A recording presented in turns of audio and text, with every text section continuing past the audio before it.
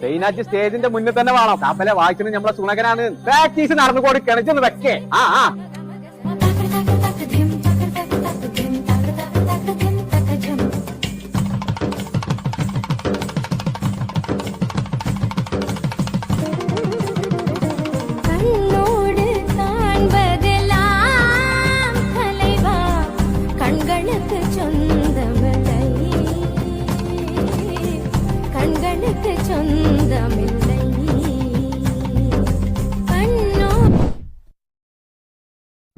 എന്താ പാട്ടെന്ന്?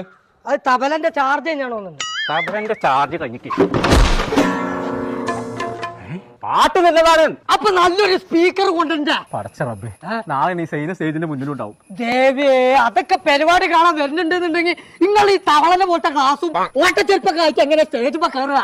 അതിനെ കുറിച്ച് പേടിച്ചണ്ട. ഞാനേ ഓൺലൈൻ കട എന്ന് പറഞ്ഞാണ്ട് ഒരു ഇൻസ്റ്റഗ്രാം പേജ്